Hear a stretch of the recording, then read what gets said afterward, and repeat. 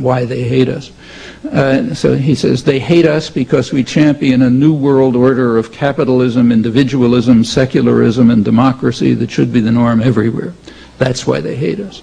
In the U.S. Code, or in U.S. Army manuals, brief statement of it taken from a U.S. Army manual is fair enough, is that terror is the calculated use of violence, or the threat of violence, to attain political or religious ideological goals through intimidation, coercion, or instilling fear. That's terrorism. That's a fair enough definition. It's reasonable to accept that. The problem is it can't be accepted, because if you accept that, all the wrong consequences follow. For example, the consequences I've just been reviewing. Now, there is a major effort right now at the UN to try to develop a comprehensive treaty on terrorism. When Kofi Annan got the Nobel Prize the other day, you'll notice he was reported as saying we should stop wasting time on this and really get down to it. But there's a problem. If you use the official definition of terrorism in the comprehensive treaty, you're going to get completely the wrong results. So that can't be done. In fact, it's even worse than that.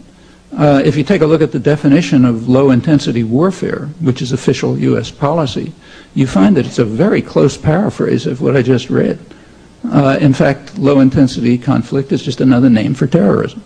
That's why all countries, as far as I know, call whatever horrendous acts they're carrying out counterterrorism. We happen to call it counterinsurgency or low-intensity conflict.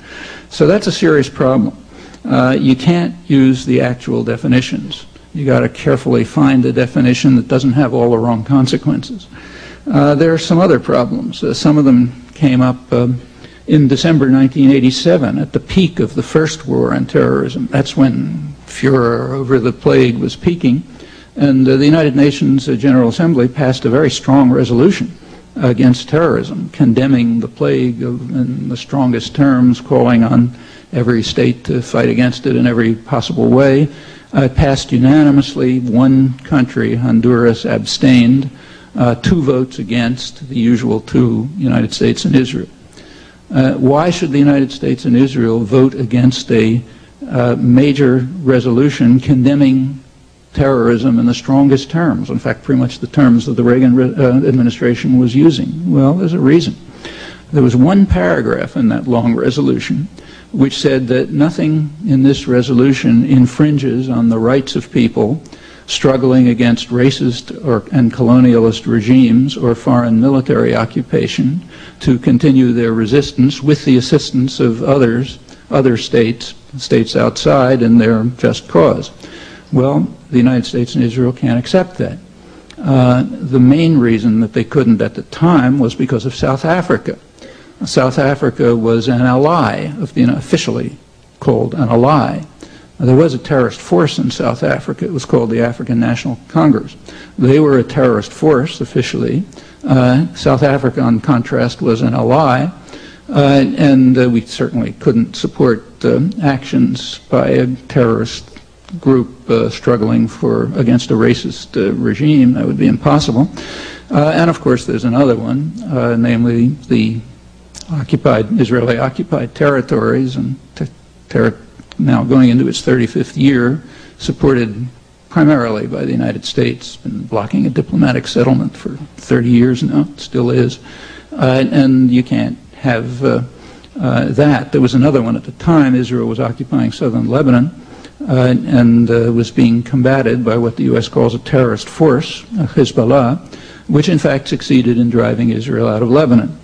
And you can't allow anyone to struggle against a military occupation when it's one that we support. So therefore the U.S. and Israel had to vote against the major UN resolution on terrorism. And I mentioned before that a U.S. vote against is essentially a veto, which is only half the story. It also vetoes it from history.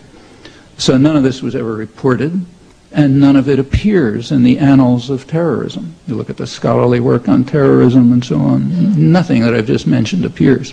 The reason is it's got the wrong people holding the guns. You have to carefully hone the definitions and the scholarship and so on so that you come out with the right conclusions. Otherwise, it's not respectable scholarship and honorable journalism.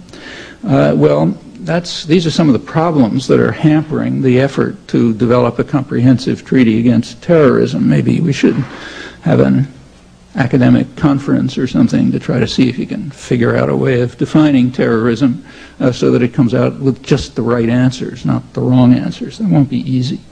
Well, let's drop that and turn to the fourth question. What are a narrow one, what are the origins of the September 11th crimes? Here we have to make a distinction between two categories which shouldn't be run together. One is the actual agents of the crime. The other is kind of a reservoir of at least sympathy, sometimes support, that they appeal to even among people who very much oppose the criminals and the actions. And those are two different things. Well, with regard to the perpetrators, in a certain sense, we're not really clear. The United States either is unable or unwilling to provide any evidence, any meaningful evidence. There was a sort of a play a week or two ago when Tony Blair was set up to try to present it. I think I don't exactly know what the purpose of this was. Maybe so that the U.S. could look as though it's holding back on some secret evidence that it can't reveal, or that Tony Blair could strike proper Churchillian poses or something or other.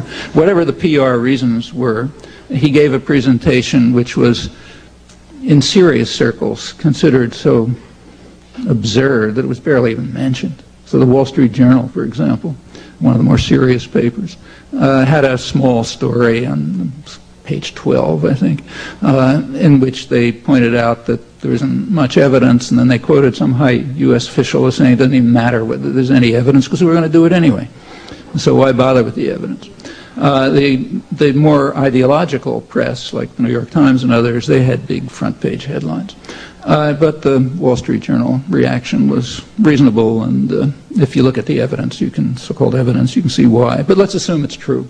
I mean, it was astonishing to me how weak the evidence was.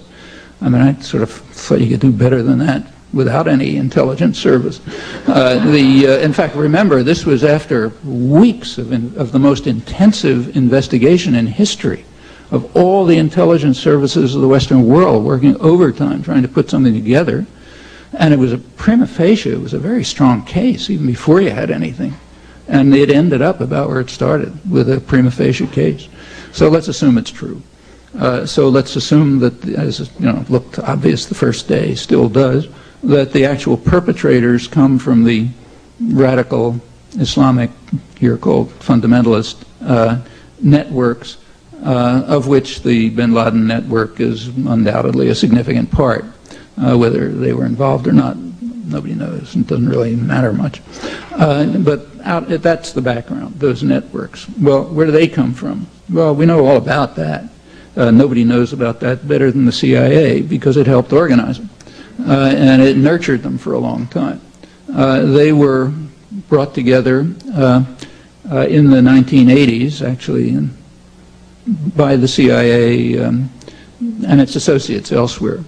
Pakistan, Britain, France, Saudi Arabia, Egypt, China was involved. They may have even been involved a little bit earlier, maybe by 1978.